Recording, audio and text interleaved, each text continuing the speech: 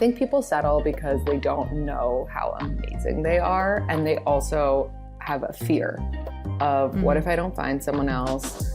I'm 30 years old or I'm whatever years old, and everyone's taken, this is the best that I'm gonna get. I don't want to start over with a new person. I've built such a life with this person, even though it's not the best life.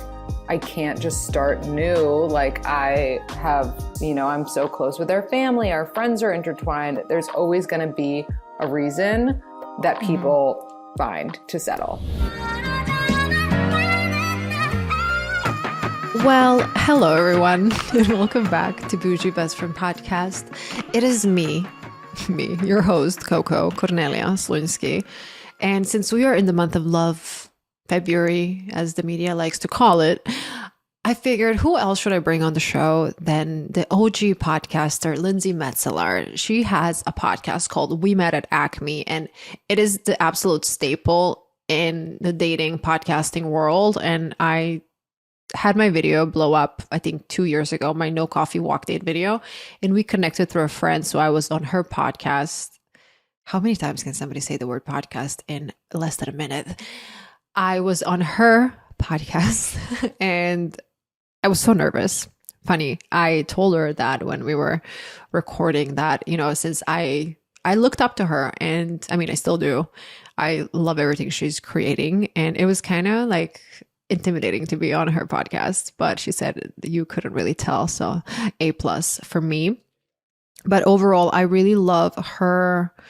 I love her take on, relationships. There's some things that we don't agree with. Actually, my no coffee walk date, she is not against coffee dates. So that is interesting. I'm actually going to link that episode in the show notes so you can take a listen. But before I start blabbing uncontrollably, I just wanted to read a review from one of you. And guys, can we please just agree that you're all going to leave a rating and review, and you're going to follow and subscribe to the show, because it just means so much. And it would be just so nice. Like, just please do it. Okay. Thank you. Okay.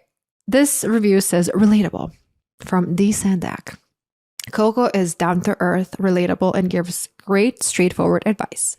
She discusses a wide range of topics and truly wants her listeners to be the best version of themselves. And that is absolutely true. Thank you for this wonderful review. And I think I should just stop talking now and let's hear from Lindsey. Hi, Lindsey, and welcome to Boujee Best Friend Podcast. Hi, I'm so happy to be here. And this is the first time I've ever been on a podcast and had my makeup done, because I just came from a shoot. And I feel like the irony is not lost on me that you are who you are. Yeah, and we're matching outfits. We are wearing matching outfits. Yeah. So I absolutely love this. Lindsey, first of all, you are the OG dating podcast person. Your podcast, We Met at Acme. I'm sure everybody who's listening to dating podcasts kind of knows about you and who you are. And I have to tell you, when I was on your podcast last year, I was so nervous. I don't know if I ever told you that. No, and you didn't seem nervous at all. Yeah, I was really nervous because I was like, I always listen to your episodes. So I was like, wow, I'm here now. It was just like a weird moment. And then we became friends after. So it's just funny how life works sometimes. That is so funny. I love it. So for those of you who might not know about you and your podcast, I would just like a little background, where you are, where you're from, and all the basics. Yeah. So my name is Lindsey, which you said already. I don't know why I'm pretending. It's the first time I've ever been on a podcast. I am 32. I'm from New York. I'm currently married, and I've had a podcast called We Met at Acme for 5.5 years, which is a dating podcast, as you mentioned. And I started it when I was brutally single, and somehow now I've convinced someone to marry me, but I've learned a lot in the process. And that's something I wanted to ask you. All of those years, it's 5 years now, right? For the podcast? Yeah, over 5 years, which is crazy. You talk to so many people, so many different perspectives. What would you say is one thing that you thought one way, and then throughout these years of talking to people and learning about, the world, something did you change your mind about something? Oh, definitely. The one major thing I changed my mind about is I used to think that not that you should settle, but that no relationship like had everything that you wanted and you were going to have to make like compromises and sorry about the ambulance in New York. That's okay. And that, you know, it's okay to not be happy, like, you know, however percent of the time. And it's okay to not have the same interests and it's okay to this and it's okay to that, because that's what I was accepting in past relationships. Through the podcast and through learning and speaking to people, I have learned that you should never settle. I am with my husband now. I don't feel like I felt like I was able to have it all with him. I'm sure you feel similarly with your boyfriend. And I just feel like that changed for me. Like I learned through other people talking to me about their relationships that you can be really happy and you don't have to just like be like fighting with your partner and some days are good and some days are bad, you know? Yeah. And would you say there's a common theme throughout all these conversations? What do people struggle with the most? People really struggle with, if they're single, they struggle with like going from the dating app to the in-person conversation. They get really lost in the conversation and like getting this person to actually ask them out, ask for a plan, make the plan. And then also people really struggle once they're in relationships or once they're dating someone to figure out where this is going. Like, how do I bring it up? Are they going to bring it up? And then if we're talking later on after that, people struggle to be like, is this the person I definitely want to marry? You know, with doubts, and doubts are a really real thing. And I have a very controversial take, which I know you love a controversial take, which is that if you have any doubts, you shouldn't be with that person. So tell me more about that. If somebody is in a relationship and everything is perfect, but maybe, I don't know, maybe just they don't have the same interests, or maybe there's just some major things that are completely different, but everything else is perfect. And I get those questions all the time. Like, everything is perfect, but in which cases you would say you should continue working on the relationship, or you think you should just walk away? Yeah. I mean, there's a difference between like everything is perfect, but I'm not attracted to them. Like that's a huge thing. That means everything is not perfect, right? Versus like everything is perfect, but he leaves his shoes out all the time. And it's so annoying. Then I'm like, you can get over that. You can work through that. Like you will be fine. And so it just depends. And I also, like, I learned a while ago, a very wise person who came on my podcast told me, like, it's not like, if you're like, everything's perfect, but I hate the way that they cough. It's like, it's not the cough. There's something else that you are having an issue with this person. So it's like, get to the bottom of it. Yeah. Because if you love them so much, you wouldn't really be, I mean, maybe you're going to get annoyed about a specific cough, but it wouldn't like annoy you to the point where you're now going to someone to talk to them about this specific cough, because it's that annoying, you know? Why do you think people settle?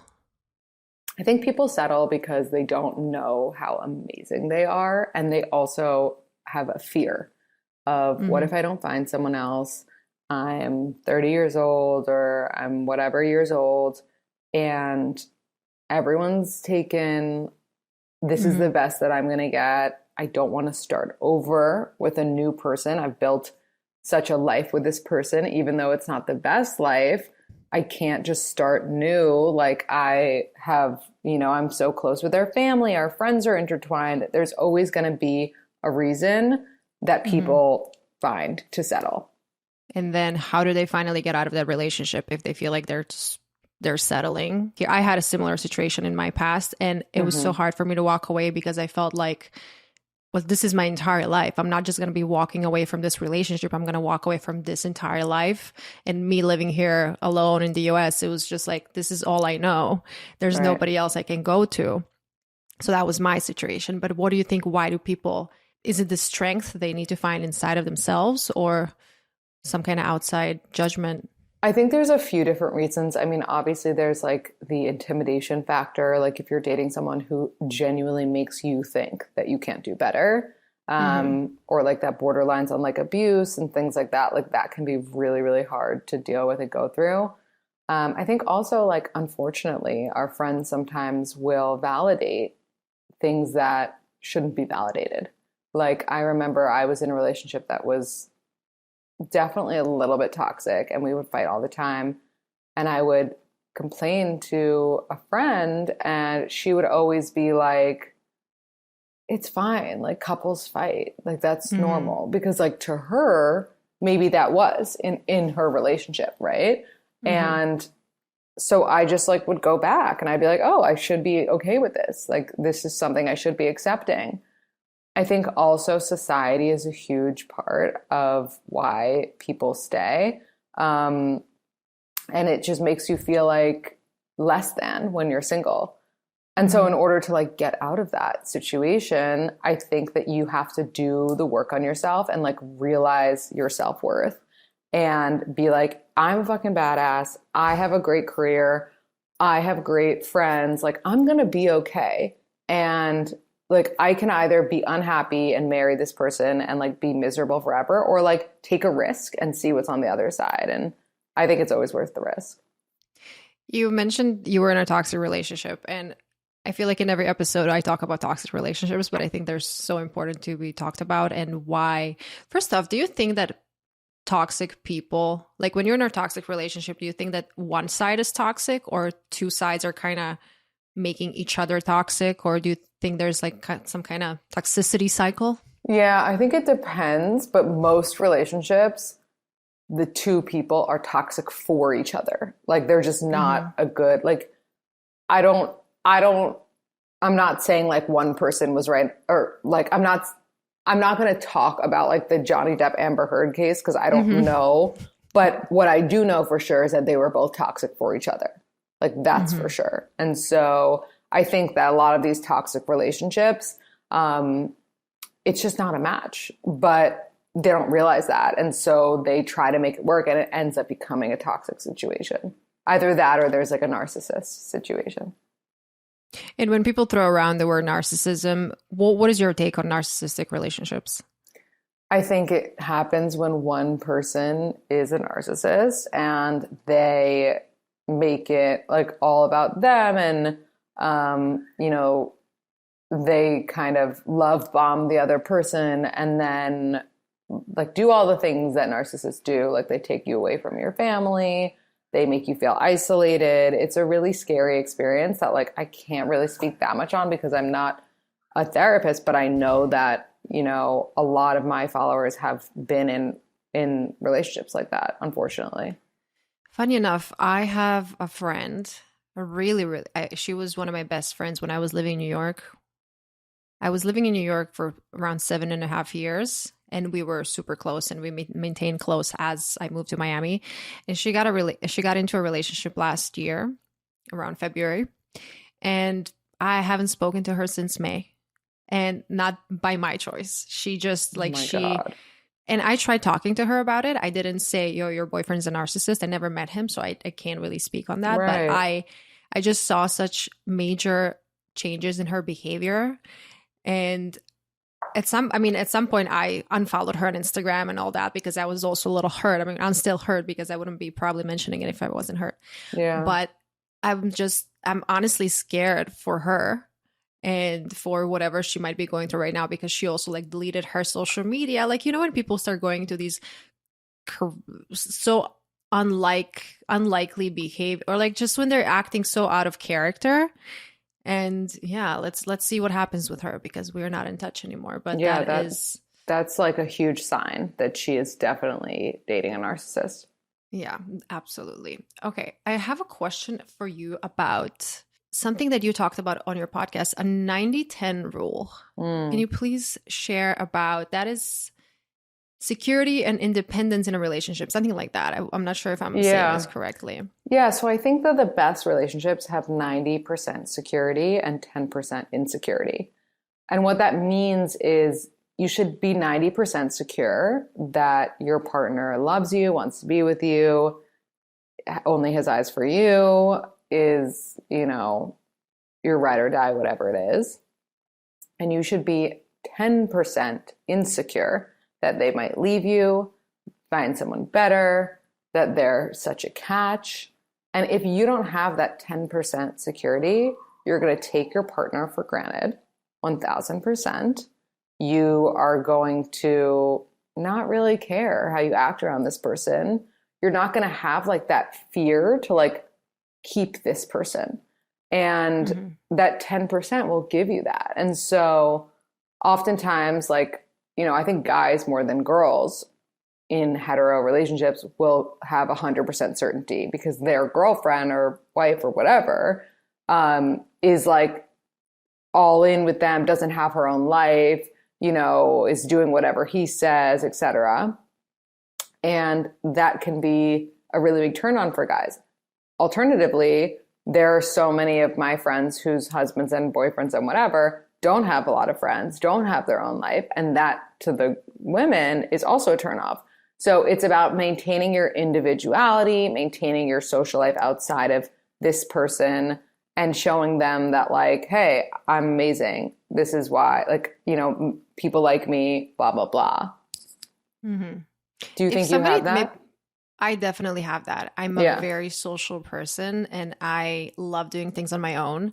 And I even just I love being alone. And I feel like as I get older, I enjoy my company way more than I did in my 20s. Totally. Actually, I did not like my 20s. I mean, I moved to New York and like it was, you know, life was super fun and great. But when I see the way I saw myself and the way I see myself now, I was super insecure. Oh yeah. And I always try to be validated by other people. And now I absolutely don't. How are your 20s? You said it's similar. Oh my God, same thing. I was like a mess in my early 20s. My 20s didn't start getting good until I turned 28, probably. I was just like, I was insecure. I was going for the wrong guys, hanging with the wrong friends. I was making bad choices. Like I was a hot mess. I'm sober now because of my 20s, basically. Tell me about your sobriety. Yeah. How did that happen? How did you decide? And just tell me more about your journey. Yeah. Well, I was always a huge weed smoker. And it's so funny because weed is so normalized in our society, like almost more than alcohol now. And it's like a plant from the earth. But a lot of people don't know that like it is very addictive. And it can be addicting for someone who has an addictive personality. And I kind of found my niche with it and became like obsessed with it and became addicted to it. And I would smoke all day, every day. And I would sometimes pair it with alcohol at night and then like black out because when you mix that, and I would put it in front of like everything, like in front of my friends, in front of my family, in front of my boyfriends. And it was like I could not live without it. And then it got to a point where I was like, I need to stop. This is unmanageable. What did your friends and family say? They were pretty much all supportive. I had some friends who I would smoked with and partied with and whatever who were like, oh, you don't have a problem. But I think that was more of like a reflection on how they felt about like themselves, which is fair because I remember when I was like, you know, drinking and smoking and people would tell me they were sober. I'd be like, what? Like you drink less than me or you smoke less than me, you know? So did you stop everything? Smoking, drinking, cold turkey, or how? Cold turkey. And wow. For me, that was doable because I had like resources. I had sober friends, a sober community, and I wasn't coming off of like benzos or like, you know, heroin or like something dangerous to detox from. I didn't drink as much as I smoked. So really it was like I did have withdrawal symptoms, but it was just like from weed. So it wasn't dangerous to go cold turkey. For those who are listening and they think they might smoke weed a little too much, how much would you say is too much? I think like when it starts affecting your day-to-day life and your relationships. When it starts affecting your day-to-day life, when you get irritable without it, like you're traveling and you need it, you can't just like be without it. When it starts to, you need weed to sleep, you need weed to like eat. You know, you get like offended when you can't smoke in someone's apartment, like things like that, you know, when you're smoking alone and you're not like doing it socially, then it's definitely something to question. Yeah, absolutely. Okay, but back to relationships. I would love to know all about your dear husband that I had the pleasure to meet. He was so nice. Please tell us, how did you guys meet? Tell me your entire love story. So we actually ran into each other, kind of knew each other when we were 25, but we were both in relationships at the time. And then years later, when we were both 29 and in Miami on New Year's Eve, we ran into each other at a party and he totally hit on me. Like I was actually with someone else I was dating at the time and he fully hit on me. And I was like, I like, what? Like, you know, the guy I'm dating is right there. Yeah. But in my mind, I was like, that's like, I was like, noted, that guy's so cute. And he seems amazing. And I wasn't happy in the relationship I was in at the time. It ended up ending after that. After that trip. Pretty much. Well, it was like on its way out. And I reached out to Steven and I was like, I'm single now. Like, you can finally take me out or something cheeky like that. Because I had known that he had hit on me and whatever and thought I was cute. And so that was when we were 29 and the rest is kind of history. I love that. And how did you guys make it official? How long were you dating in the beginning? Kind of casually dating. And then when did you decide that, you know, he's the guy you want to spend your life with? We were dating casually for like 2 months. Because I was like recently out of a relationship, really wanted to like test all the waters and see, you know, if Steven was right for me. But I did know after the first date that he was. But that's why I was like, I need to date other people because I can't put all my eggs in his basket, you know? And so I was dating here and there. And then the pandemic hit. And we were like, neither of us really knew what to do. We were like, should we spend this together? Should we be apart? And I think we both really wanted to continue hanging out, but we had to be safe. So we literally had to like let our guards down and hang out, just us, no one else. And we really liked it. And so he ended up asking me to be his girlfriend. And then we were dating for about 1.5 years before he proposed. Because again, like when you meet and you're 29, 30, you know more of like what you want. And for us, it just worked so seamlessly. And like, because it was COVID, I think like COVID years equal like 5 real years. 100%. And we just felt like we had known each other so well. And I knew he was the one. And I guess he knew I was the one because he proposed. And yeah. I mean, when you even talk about him, you start smiling. So I think absolutely you guys were meant to be together. How did he propose? It was really cute. We were at my parents' house and they live on this like pond. And our friend and his family live across the pond. And so we always joke about like meeting up on the pond and whatever. And he called me. We were supposed to go out to dinner. I had made the reservations because I'm like very type A. And there was no way. You're Virgo, right? No, I'm a Libra, but I have Virgo. My entire chart is Virgo, which is probably why you're getting that energy. I am so like type A that I had everything planned out to a T for that night. We were going to dinner, like meeting his parents first, then going to dinner. So I was like dressed up for dinner, obviously. And there was no way he was going to surprise me because like I plan everything. He plans nothing. So if he was like, I made this plan, I would have been like, we are proposing.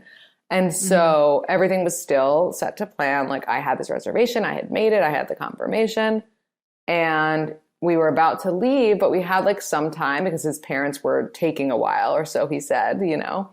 And so he was like, or he didn't say anything. He was just like living his life, whatever. And then I got a call from my friend who lives across the pond. And he was like, hey, I'm down like by the pond, actually in a kayak. Come say hi. And I was like, oh my God, we have to say hi. So he didn't even say bring Steven. I was like, Steven, come, let's say hi to, like, he just knew me so well that he knew that I would make him come with me to say hi. I was like, let's go say hi to Ryan. So we start walking down to the pond, and we get to the pond, or like right next to the pond, and I'm like, where's Ryan? So I get out my phone to call him. I'm like, I don't see him. And he takes my phone and he puts it down. And he's like, Ryan's not coming. And I was like, what? And he got down on one knee, and I was like, oh my God. Like, how is this real? And then a random girl like came out of a bush with a camera. I was like, this is the craziest thing. I did not expect it at all. It was wild. And then our family was waiting. Both of our families were waiting when we got back. It was so cute. I don't know if you can see, my eyes are watery. I don't like. Oh my God. I remember I saw these photos on your Instagram. It was super cute. And shout out to Ryan for hooking everything up. He really hooked it up. He's like, this is my claim to fame now. Okay, amazing. And how does Steven, when you guys met, you obviously already had the podcast and you talked about dating a lot. How does he feel about you sharing so much about your life now with him and also your past? Yeah, because he knew I had already had the podcast when we started dating, it's kind of like he signed up for this in a way, which is interesting because I want to ask you how your boyfriend feels, because yours is like more new, but he knew what he was getting himself into. And so like it comes with the territory that like I was going to talk about my relationship. I'm not going to describe his penis, but like I'm going to talk about the gist of our relationship because I'm very vulnerable and open, and he's okay with it for the most part. He just doesn't want to be like a fixture in the podcast. He came on one episode and he was such a good sport, but he's like, I'm not ever doing it again. And like, I get that because he's a very private person. And so he's okay with me sharing about me and like including him, like, but not without his consent. What about your situation? Well, my boyfriend is super private. I think he has like 12 posts on Instagram, all curated by me. So he has like a nice feed or something. And his entire friend group, they're just so a completely different world. They don't really use social media the way we do. It's just like Instagram for them is an app. Right. It was funny. We were at a wedding in Israel, and one of the girls came to me and she's like, I never met an influencer before. This is so fun. Like, tell me all about it. So they literally don't really know much about this world. Yeah. And when we started dating, I was posting, again, he also like saw the videos and he knew who I was, but I was posting videos that were a little more provocative, maybe a little more vulgar, even more attention seeking, more like, oh, I want to go viral, so let me just do whatever I can do to blow up. At the same time, I kind of like, I stood behind those videos, but maybe not the way I was speaking in the videos or something. Like sometimes when I look back to those videos, I'm like, oh my God, this is kind of cringe, but whatever, it was a phase.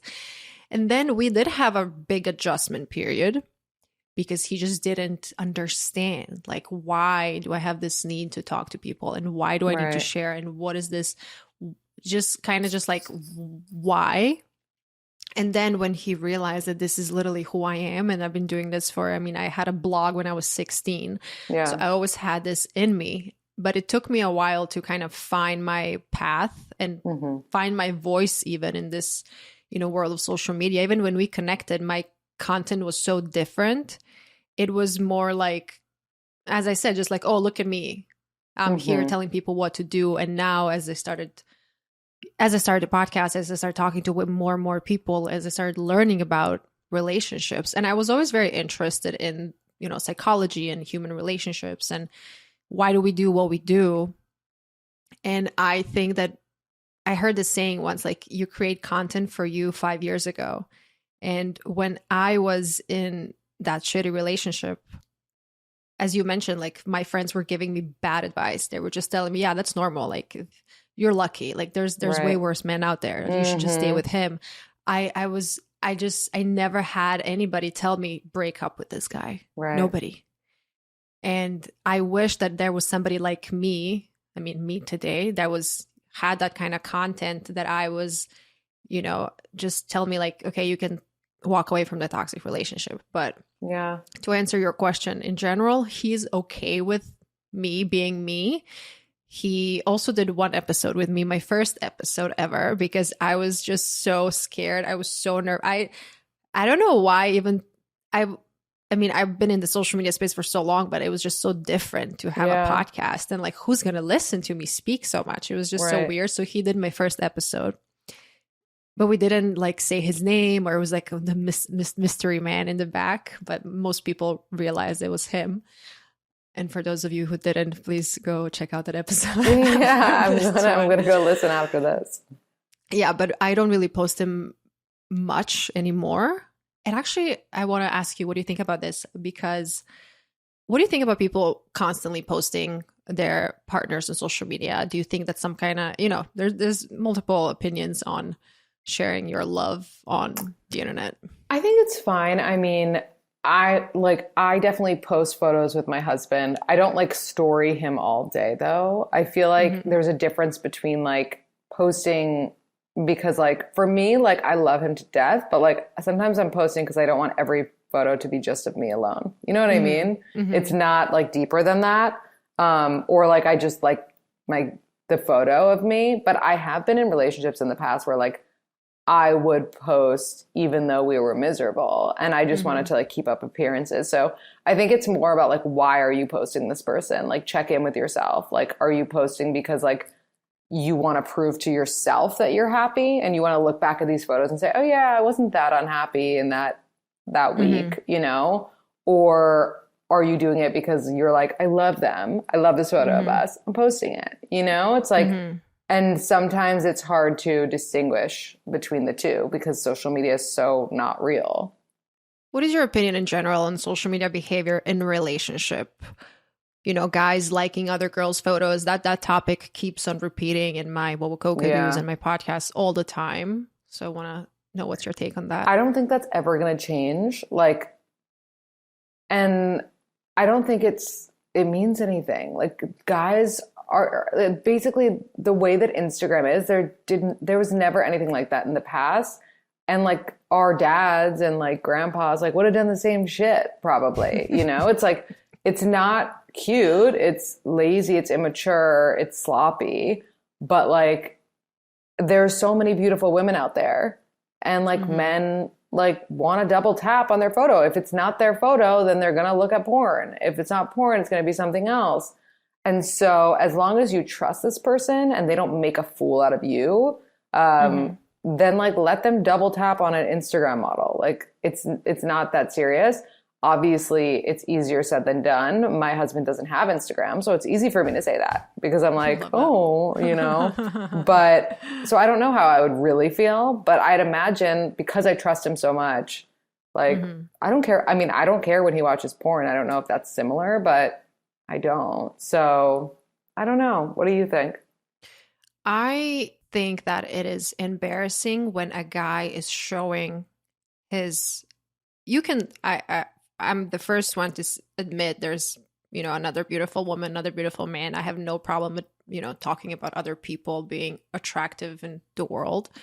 But I wouldn't want my boyfriend liking random Instagram models, and then maybe our mutual friend sees that, or my mom sees that, or my brother sees that. I think that is, and I made a few videos about that, and then some people call me hypocritical because I had bikini photos on my feed. And first of all, I don't even have bikini photos on my feed. I just live in Miami, so I sometimes wear a bikini. Right. I mean, not that there's anything wrong with bikini photos. I'm actually going to slap one in the next few days just to like keep my engagement up. But people, it's different when they're asking for their attention.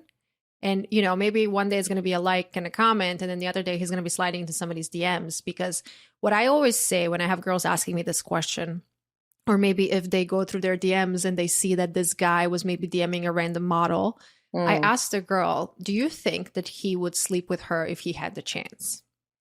And that is your, that's what you need to know about this relationship. Would he cheat on you with this dream girl if he can? Right. Like, is that why he's liking the photo? Because he thinks that maybe it'll give him a chance with her. Because that's different than just being like, she's hot. I'm going to double tap because I want to be supportive versus I want a chance. That's like the wanting a chance thing. That's straight up delusion. Yeah, that's like their Instagram model with millions of followers and like Yeah, driving, like you're fucking nuts. Yeah, good. Congrats. Like not Good luck. congrats, but Yeah. good luck. Good luck. Yeah. What is your opinion on cheating in general? No, I have no tolerance for that shit. Would you say there's ever a situation in which you should forgive somebody for cheating? No, honestly, no. Like I'm so like lax when it comes to that stuff with my husband that like I joke about this with him because I'm like, I literally like get turned on by the thought of him with someone else. So like if you really wanted to be with someone else, then like tell me so that like I could like, you know, it's like I just Watch. communicate. Like, yeah, I'll watch. I don't care. Just don't do it behind my back and lie. Like that's what makes it so awful, you know? What about when people stay in relationships, marriages because they have kids, but they're obviously, not working out? Yeah, I think the kids know more than you think, and they want their parents to be happy. And so I don't, obviously, again, like I'm not in the situation, so I can't tell you what I would do if I were, but I see this pattern of like waiting till your kids are old enough and like leave the nest and then getting a divorce. It's like, why be miserable for 18 years? Just like, don't be. Your kids want to see you happy and they're not that dumb. They don't want to, you shouldn't be just staying just to fight in front of them for however long. And kids often like to have, 2 Christmases and 2 batches of presents or something. Yeah, so exactly.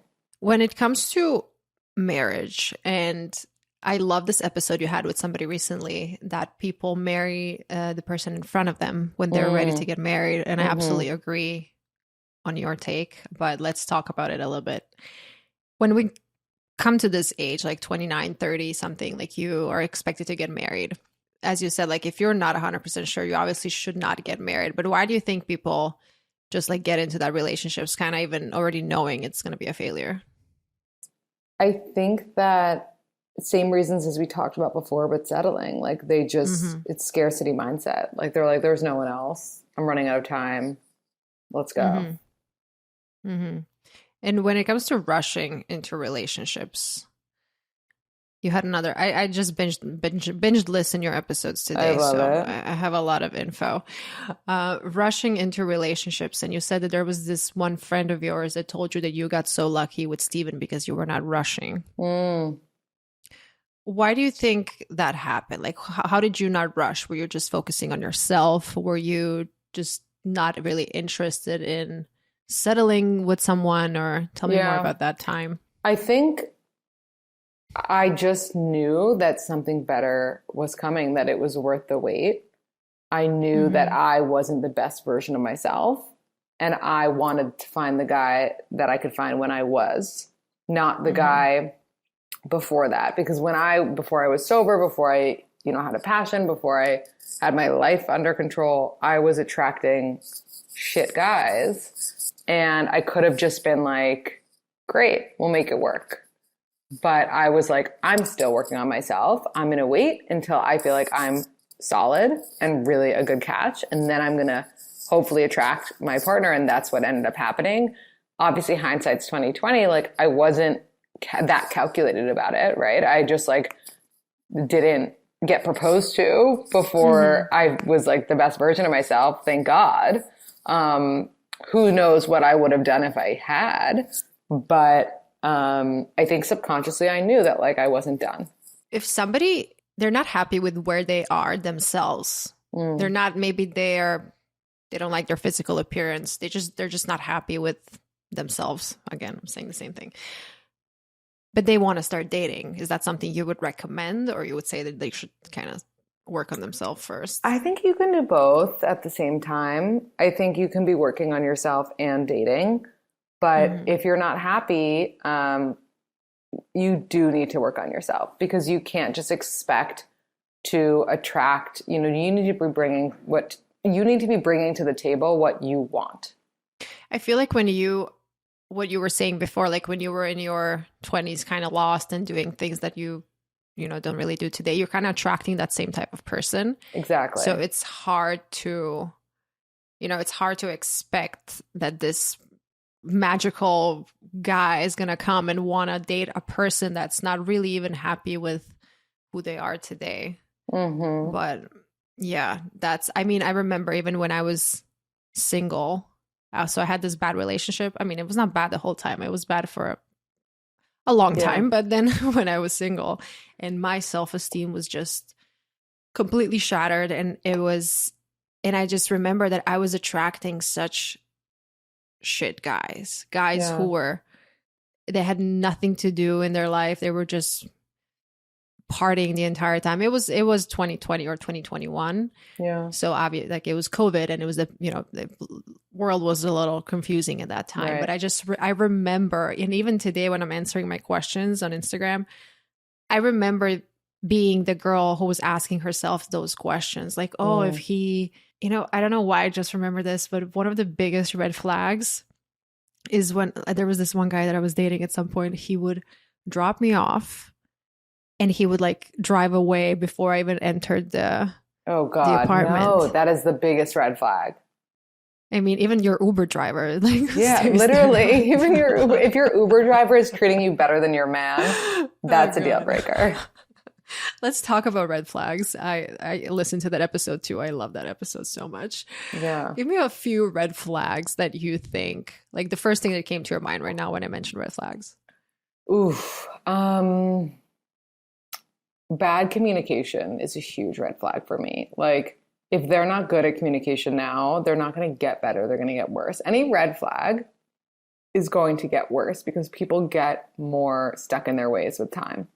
What about day-to-day behavior? Like, is there something that would you point out? I mean, there's like the red flag? standard, like if they're mean to service workers or like people who, they don't need anything from. If they are not gracious, like they don't thank you when you do things for them. If they don't compliment you, like they're withholding of love in any way. How they act in a fight is a huge red flag. Like if they slam the door and they curse at you and they leave the room and all of that behavior. I think like how they treat the women in their life is something to pay attention to, with men especially. And then just like any sketchy behavior, like covering their phone, anything like that.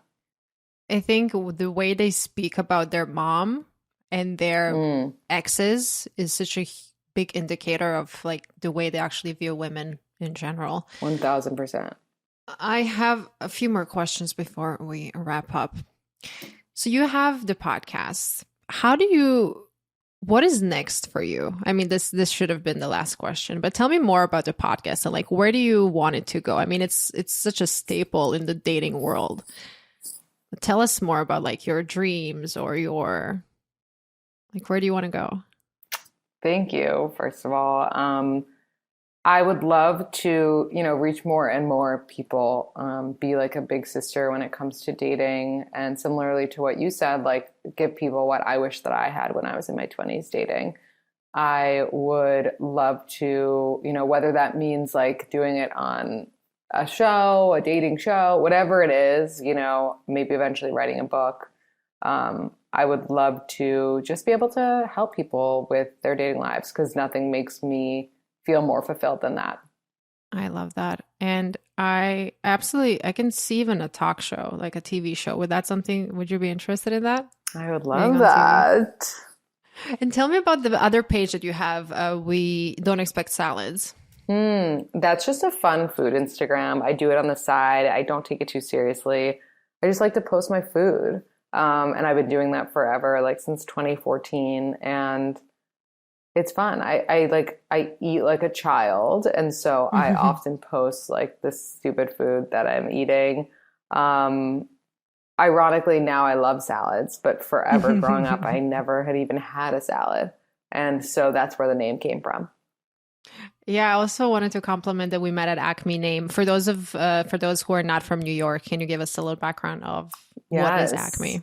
Acme is a bar / like lounge club in downtown New York. And I was going there all the time when I was single and meeting people. So it was really fun. And I just loved the name. I had a friend who met her husband at Acme, so it just sounded right. Well, on that note, I will absolutely invite everybody to listen to your podcast, We Met at Acme. Is there anything else you want to leave our listeners with today? Any like final thoughts? Thank you. I would just say if you're confused about how they feel about you, they're not interested. So, and don't forget to take your advice from Coco and myself and have some self-respect because you are a queen or king. I love that. Please share your socials, all of your pages, all Instagram, TikTok, everything. You can follow me at We Met at Acme, wherever you listen to podcasts, on Instagram, on TikTok, and my personal is Lindsey Metselaar, LINDZMETZ. Did you take Steven's last name, by the way? Not yet, but one day. Okay. Yeah. Interesting. I posted a poll recently and asked people, would you take your husband's last name? And it was 50-50. I was very surprised. Yeah, I definitely won't take it for work, but for family stuff and like when we have kids, it'll be nice to have the same last name. So eventually, but not today. Mm-hmm. Well, thank you, Lindsey Metselaar, and I'll see everybody in the next episode. Sounds good. Thank you.